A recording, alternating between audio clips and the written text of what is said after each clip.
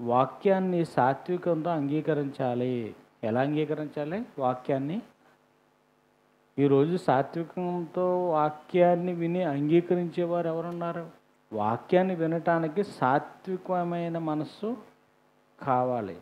ఎందుకంటే వాక్యం మనుషులు రాసుకున్న ఈరోజు గ్రంథాలు ఏవైతే ఉన్నాయో, కల్పితాలు ఏవైతే ఉన్నాయో, అవన్నీ మనుషుల యొక్క మనసు నుండి పుట్టిన గ్రంథాలు.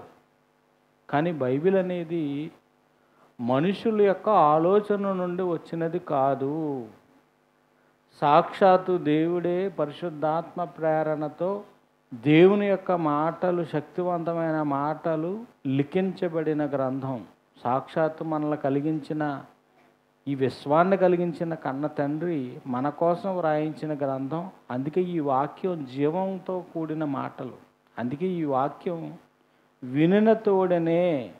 ఈ వాక్యంలో ఏముందంటే, ఈ వాక్యం సజీవము గలదై రెండంచుల కంటే ఎటువంటి ఖడ్గముకైనను వాడిగా ఉండి మన హృదయంలోని తలంపులలోకి వెళ్ళిపోతుందంట వాక్యం. అంటే ఏంటిది?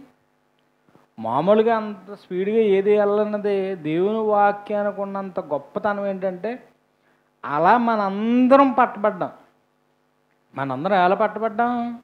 నేను ఎక్కడో ఒక దిక్కున వాక్యం విని, ఆ వాక్యం నా చెవుల గుండా, నా కీళ్ళ ద్వారా, నా హృదయపు అంతరంగాల నుండి నా మనస్సులోనికి చొచ్చుకుని పోయి నన్ను కట్టిపడేసింది.